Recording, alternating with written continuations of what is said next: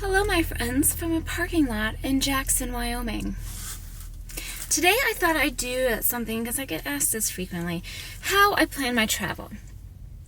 Sometimes I plan my travel from home, anywhere from a week to a month or two in advance. Sometimes I don't. So I thought it'd be more interesting to share with you how I plan my travel on the fly from the road, because it is similar to how I plan my travel at home, but it's got a little bit more of an element of time constraints worked into it. So that's what I'm going to take you on this journey right now. So it's currently almost 1 o'clock in the afternoon, and I just planned my next 3 days.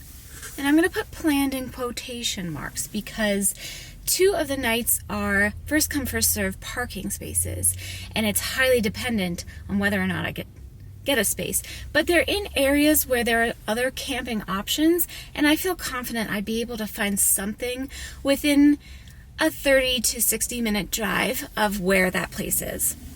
So hopefully I can get the spots that I'm hoping for, and if not, then not.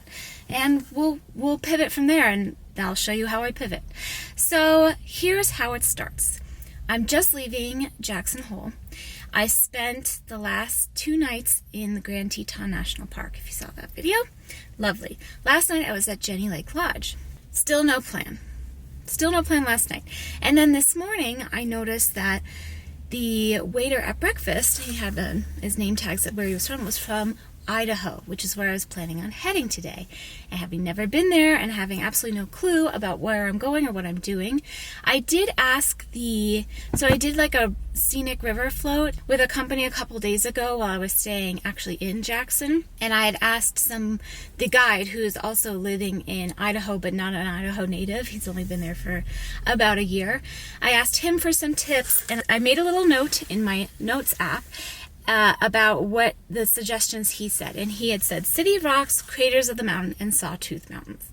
Craters of the Moon, that came out wrong. Now he's a climber, so City of Rocks is very geared towards climbers. Craters of the Moon I've heard about and I've been interested in, so that kind of stuck in my mind.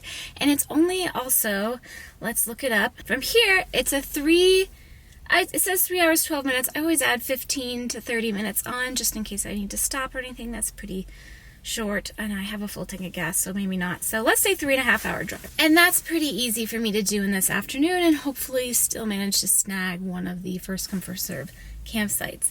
Also has some very interesting, it's a national monument, I believe. Yep. And so it has some interesting landscape that's very distinct and cool. So that was kind of in my mind because it's close enough, and I think I looked at the weather as well, because generally it's very, very hot. That's basically desert-esque landscape, and there's no shade at the campground. But I looked at the weather right now. It's in the 60s. It's unseasonably cool right now, not only in Jackson Hole, but also over there. So it's a good night to try to camp in August in the desert. If it's cooler by chance today, it's supposed to warm up tomorrow, so it's perfect because I would leave tomorrow. So that's where my brain starts. My brain starts with, okay, that's in my mind. It's pretty close. It's kind of on the trajectory that I want to head to through Idaho. I almost called it Ohio. So that was in my mind. Going back to the Jenny Lake Lodge, the person who waited on me, the server, his tag's at Idaho, and he was like an Idaho native. And so he had a lot of suggestions. That's one of my top tips, is get local suggestions, not only for things to do, places to go hike or see, or fun activities or whatever, but also places to stay. Especially if you're already staying in a place that's kind of outdoorsy. I was in Grand Teton National Park. I was at a very nice lodge. It's still in the middle of like outdoorsy country, right? Those people are going to probably know where the best camping spots are. And he gave me some really great tips. He also said Craters of the Moon.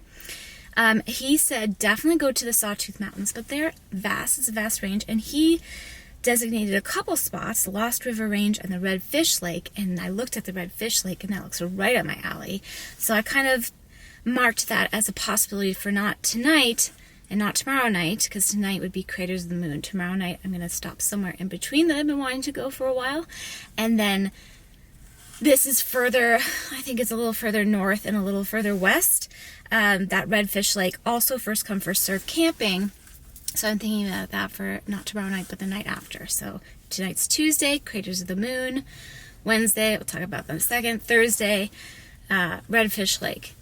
To me, to have 3 nights kind of mapped out, even if I don't fully have reservations, I prefer to have reservations for campsites, but if they're not available, it's fine, and I will try to do the first come, first serve, and if that doesn't work out, like I said, there's other camping spots around there, but I would like to go to that area, and I would not have known that without asking him.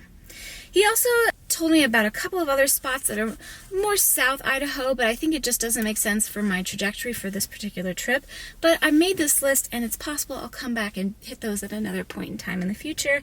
And then eventually I probably want to head north up through the state, and he told me about a few places that are really cool in northern Idaho. So, get local recommendations. If you don't have local recommendations, Google can be your friend. I just, as with anything with Google or searching or any sort of social media, blog, whatever, take what you read with a grain of salt and understand that somebody might be trying to sell you something.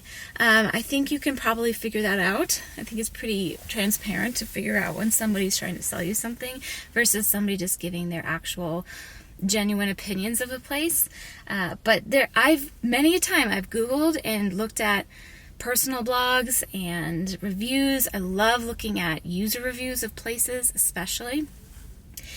So, the place that I'm hoping to stay, I am staying because I booked it tomorrow, is Sun Valley. And I booked in at their lodge. Now, this is a very expensive, schmancy place to stay. I've always wanted to go to Sun Valley. I had a friend in elementary school who went all the time and raved about it as a kid, and that stuck in my memory for 30 years. So I'm going, and I'm spending the money on it because I really want to go there. I'm just doing the one night, and I'm book ending it. Is that what we call it? Bookending it with camping. That's going to cost me probably less than $20 a night. So price wise, that's how I think about, alternating between zero to low cost, as in camping. Sometimes I go to nicer camping versus luxury stays. Airbnbs, hotels in metropolises, and the occasional really schmancy lodge in a mountain town. So let's hit the road. Okay, we're gonna just go forward in time a little bit. I'm back home, and I wanted to walk you through how I search for, pinpoint, and save trails. So I love All Trails. It's an app. They're also a browser. You can use both and or either. I like to use both, especially in the researching phase. Trails are something I will look a little bit more into ahead of time because hiking is a priority for me on a lot of my travel, especially my travel to very outdoorsy areas.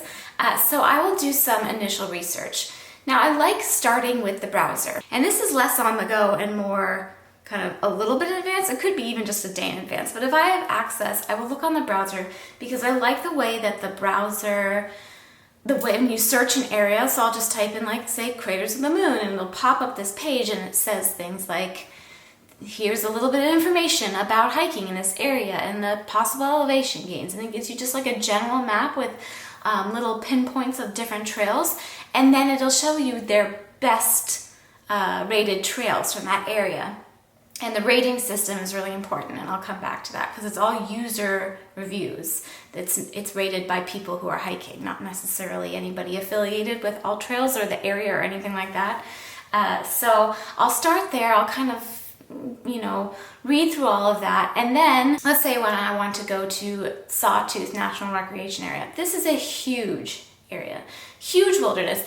I know that I want to look around Redfish Lake, but I'm just curious on the trails and the hiking before I really land on that's where I'm going to stay, because I want to stay close to wherever I'm hiking. So I'll type it into the search on the browser. It'll populate the same information, general information about the area, and then it'll put your best rated hikes there. And I like to look for hikes that are rated 4.5 or above if possible. Do I hold myself to that every time? No, not necessarily, but it is helpful I find that the reviews are very accurate, and that helps me narrow it down.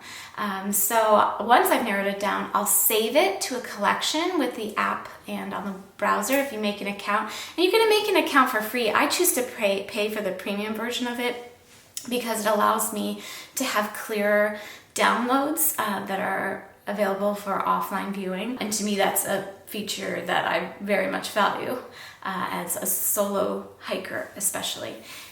But I look through all the reviews. Sometimes what I like to do actually is, even if I'm looking for a specific time of year and the reviews I'm looking for are, they categorize them as most recent, I'll even look back to reviews from, like, say, last spring or something. If I'm like, oh, maybe next spring I want to go back, I wonder what the snow is like in late May. Of course, you can't predict from year to year, but you can get a general sense of what people were looking at, in May. So if you're planning more far out, that's helpful too, to go back in reviews.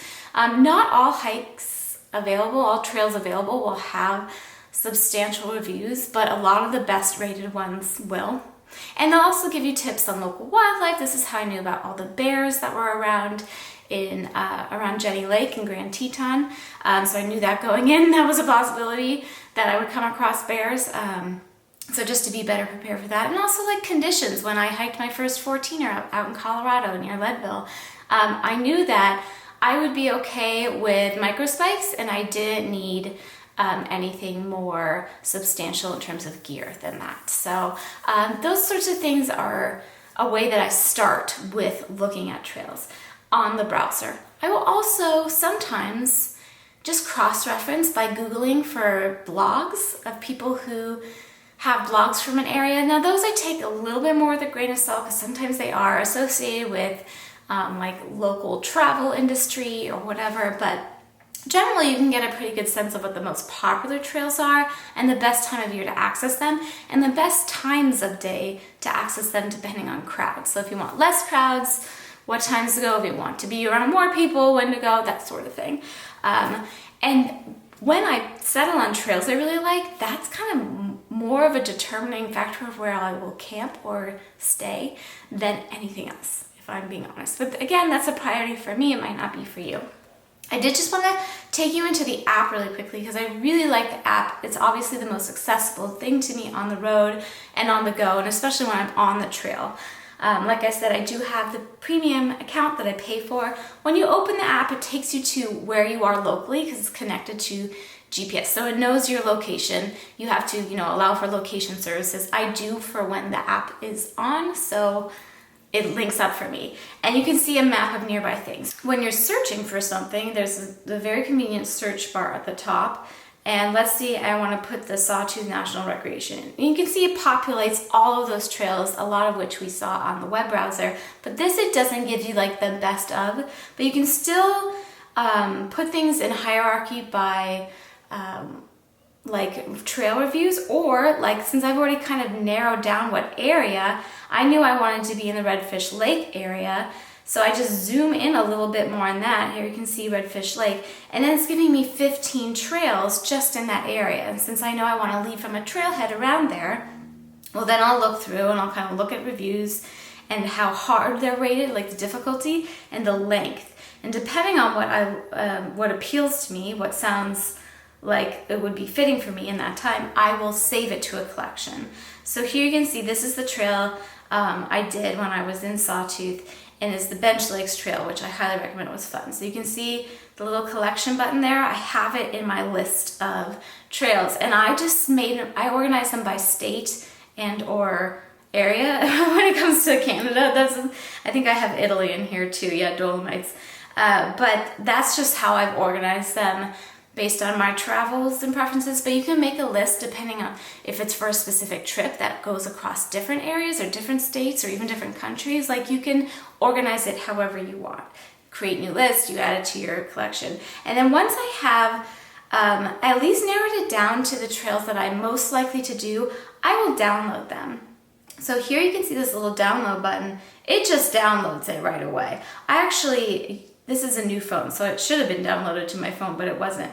But now I know I can access that even when I have zero service, absolutely none. It will communicate via GPS on where I am on the map, which is really, really cool because you can still see your little blue dot is like you on the map, and you can still see yourself moving on it even if you have 0 cell service. I also like that if you click on it again, you can see the like automatic thing they download for you is their All Trails version, which is really the only one I ever use. But if you want any of these other kinds of maps, you can download them too. Those might be with the paid subscription. So I'm not really sure on if those are available for the free service or not, but like I said, I'm pretty sure you can download maps anyway. Oh no!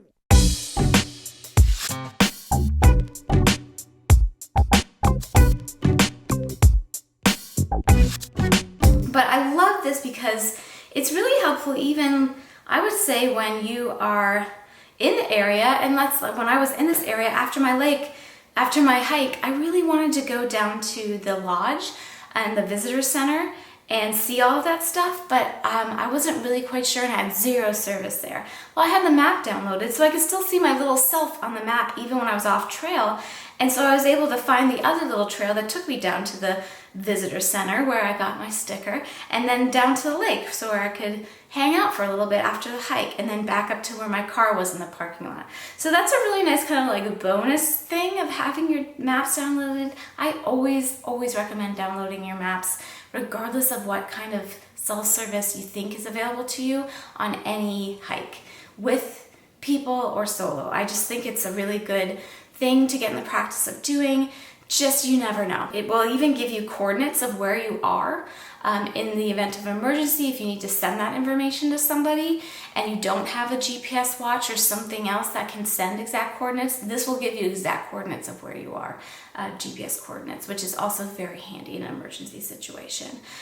So that's how I save and mark trails and how they are part of my active trip planning in advance and on the go. Okay, friends, we are wrapping up the first leg of this somewhat unplanned journey. Just leaving Craters of the Moon National, I don't know why I can't say it. I have 1 bar of LTE, which is barely enough to get me directions. Knowing this going in, and again, when I was looking at the campsite when I had good service yesterday, I noted that cell service is so here. So I had the foresight to look and know that when I'm leaving here, I want to go west on 26. I want to turn left out of here, and I know I'll find service at some point, and then I can hook up to a map if needed. I have just enough here to get service, but I do recommend traveling, if you're road tripping, with a map and knowing how to read it. Kind of a critical part of that. Also, additionally, having the foresight to look in advance and know which way you're going to go. Now, here's the thing. It's 10:50. It's an hour-and-a-half drive to Sun Valley, which is my next destination. Check-in is until 4. It's possible the room will be ready early. It's possible it's not. I also am not feeling super tired. It wasn't a strenuous morning, so I kind of want to explore. And again, yesterday when I had a little bit of service, I didn't spend a lot of time, but I did notice that you could get lift tickets up their big mountain, and looks like there's a place to have lunch up there. I am very hungry. I haven't had a full meal yet today. There's a truck going by. You're gonna hear that. Normally I like to stop and grab a cup of coffee and like a little breakfast or something, but I have plenty of snacks on hand, and I'm kind of hoping that I can get a nice big lunch today, and that will be my big meal today. That's another thing I try to plan is to treat myself to, like, if I'm not just full on camping for several days in a row, which I haven't done in a while, I will try to get like 1 really nice big meal or like 2 medium-sized meals out, and then just eat campy food the other times, or snacky food or whatever, and that also works. So the plan now is to start heading towards Sun Valley, get some gas, maybe grab a cup of coffee on the way, and then when we're there, see if we can go up on the lift ticket. So I don't have that booked in advance. I don't think it'll be an issue, but we shall see. And then plan from there on out. So it's kind of like planning as I go, and I know that makes a lot of people anxious, and definitely would have made me anxious like 5 years ago, definitely 10 years ago. But these days, especially, like, I plan more when I'm with my kids, but when it's just me, it's really liberating to just kind of go. And I have a general framework, like a skeleton plan. Like, I know where I'm sleeping tonight. I know how long it'll take me to get there and all of that. Sorry, now a loud motorcycle just pulled up. So we're going to head on the road, but having the skeleton in place, like knowing where I'm sleeping is number one. Everything else I can kind of just fill in as I go. Saw the sign for Bald Mountain off the side of the road and knew that was where I wanted to get a lift ticket, and I know there's a restaurant up there, and I looked at their reservations and they have openings, so that's what I'm doing. Can do spontaneous things. Like, I had a general sense of this. I hadn't planned it out. Probably if I'd planned it out, I could have gotten a bit of a discounted price on the lift ticket, but that's all right. I didn't really want to have that plan because I didn't know what I was doing this morning until this morning. So we will journey on. All right, kids, I'm back in my car. Do you notice the theme here? I do a lot of planning in my car when I'm parked in towns that have, or at gas stations or wherever where I have more service. That's helpful for planning on the road. I had a really nice, and I apologize, it's too hot to be in here with the car off and the windows open, so you're going to hear the ambient noises of Ketchum, Idaho. I mentioned that I'm just wrapping up my time here in Sun Valley, and I mentioned that I wanted to try to go up into the Sawtooth Mountains to camp. And the campsite is first come, first serve at this Redfish Lake. But I did notice that there's at least one other campsite there, possibly a couple other that aren't listed on here in particular. Actually, I can look in my iOverlander. I do recommend iOverlander just to have as reference. Or if you're really into wild camping, that's an option as well. It's kind of hit or miss though. You kind of just have to take it like you know, see how it is. So there's at least one other campground there that hopefully I can find something. And if not, then I will drive around until I find some BLM land. There's actually quite a bit. So I might just pinpoint some of these spots as options if I get stuck. There is dispersed camping off of, what is this road? 75. So I'll just kind of remember that on the Salmon River. Okay. Also, what I've done, because I'm pretty sure there's not going to be a lot of, I just don't know, going into the mountains, you never know what kind of cell coverage you have. I went into my All Trails map, just like I showed you, and I earmarked a couple of hikes around Redfish Lake of various lengths and difficulties, and I downloaded them. So I have them downloaded, ready to access if I have no service. Also, I've sent emails of where I'm staying to my parents and people I trust to track me. In the event that I have no service, they at least know where I am and they can find a number to call if they get worried for any reason. And then lastly, I went ahead and took screenshot of the direction I need to go when I'm leaving. So I'm heading into Boise after for the night before my flight home.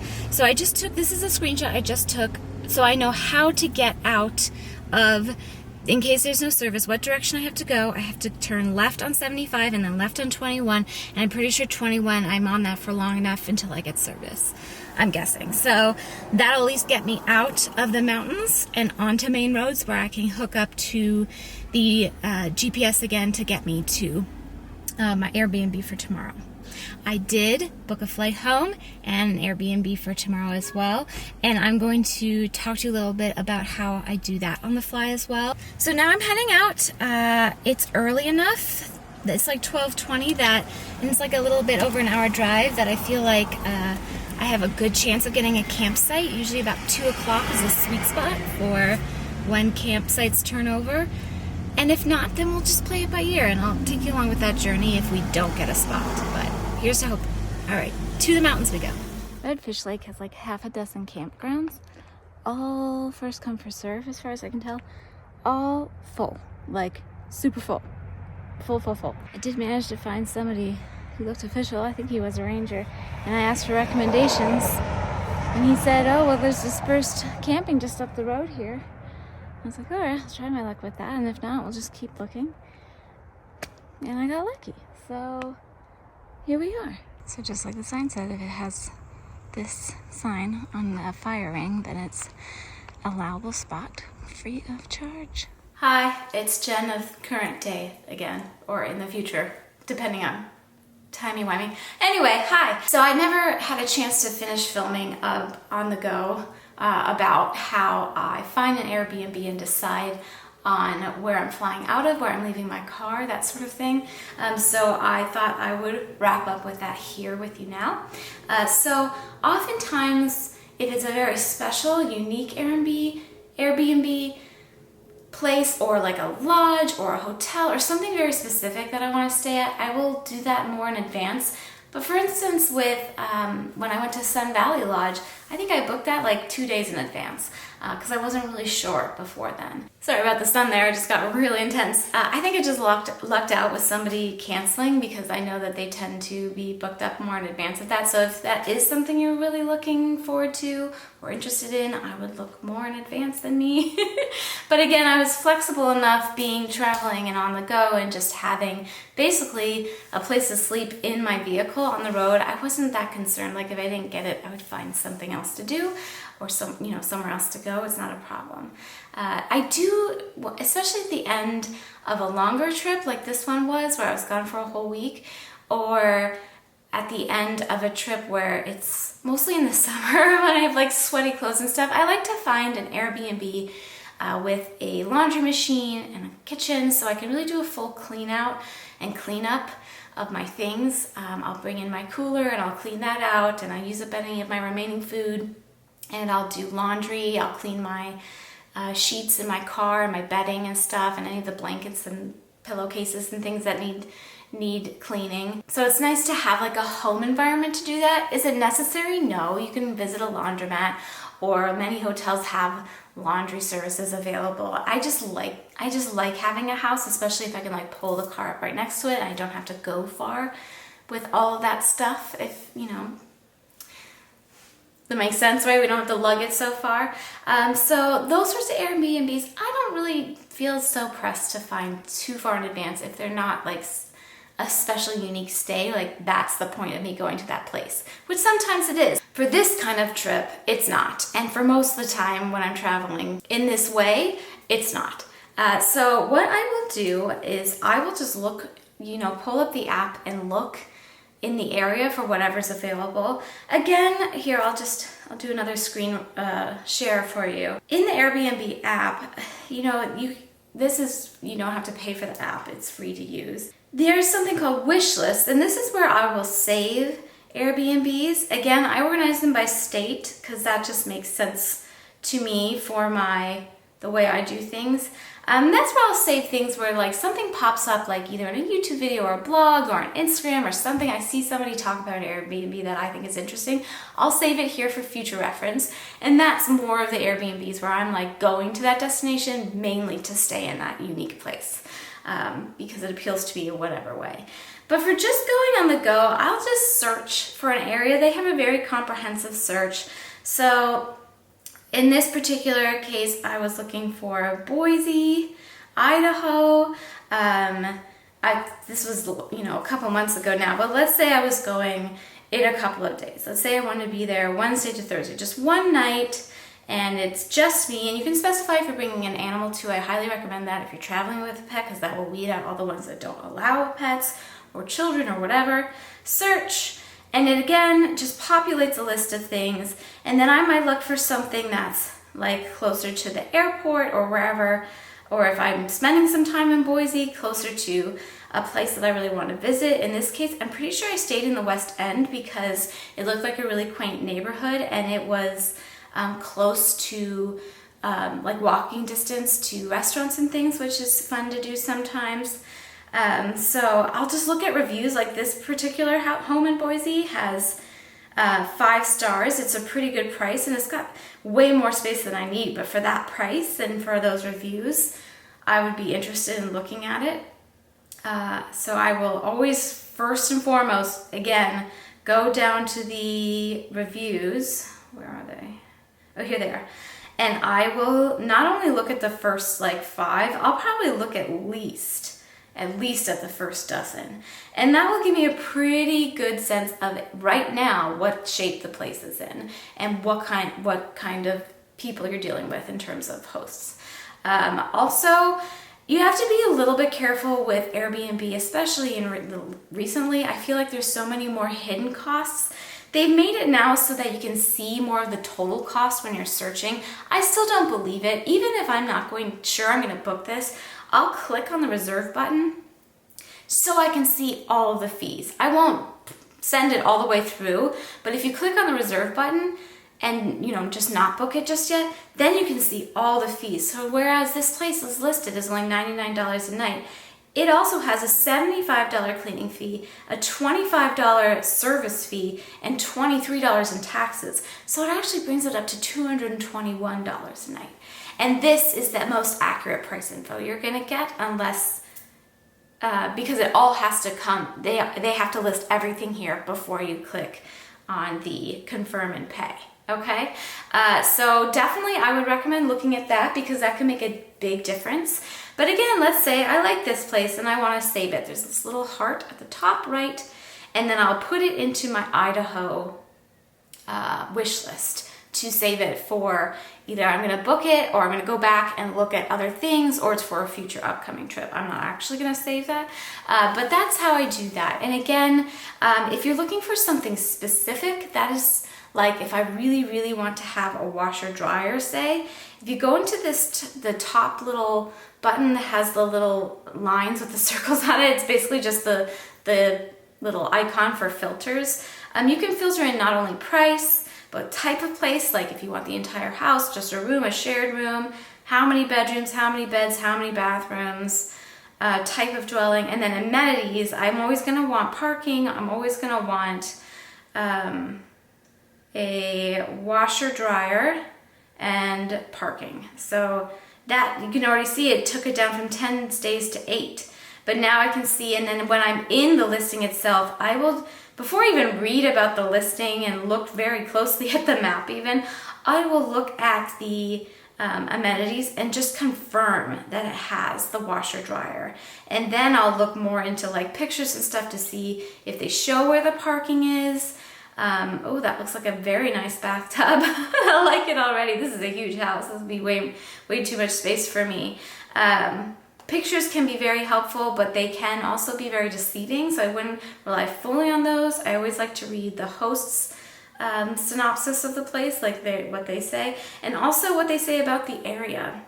That can also be very helpful information. But again, I rely primarily on reviews for this. And swear by it. So that's how I sift through Airbnbs. When I'm looking for a place, typically I stay in an Airbnb either right after I fly into a place or right before I fly out of a place. That's typically when I stay. Like I said, unless it's one of those specific destination Airbnbs. But yeah, that's how I travel and plan my travel, mostly on the go. These days, you know, with my family travel, which we do multiple times a year, I'm planning those trips out way further in advance. We're booking flights, we're making plans sometimes a year, sometimes more than a year in advance. And that's because of the kinds of trips we do. And also travel with children, there's lots of variables with school and age. And in my case, because I co-parent, I have to make sure it's okay with their other parent, and also like the scheduling works out with their other parent, that we can go away, that, you know, all of that. So there's several variables that make advanced planning just a much better solution at this point. I can't speak to another time, but at least at this time and up to this point, my kids are 5 and 7. But when I'm traveling by myself, I found it just really, I thought it would stress me out to not really have like super firm plans well in advance, because I always used to be that way. But the more I do it, the more liberating I find it. I do, as you can see, I like to have a basic skeleton. I like to have a general sense of where I'm going, but I don't actually need a reservation or a campground site or a specific trail picked out, or even a flight plan more than a day or two in advance if I want to have that flexibility. And sometimes it's really nice. Sometimes I like having things booked a little bit further in advance. Usually it's like 1 week to like a month or 2 in advance is my general booking of just even flights and general ideas of where I'm going, but the details of where I'm staying and all of that I like that I can be flexible with that, and it's fun. Anyway, I hope this video helped in some way, shape, or form, and that I answered some of your questions, and I look forward to adventuring again with you soon. Stay tuned, you guys. Take care. Bye.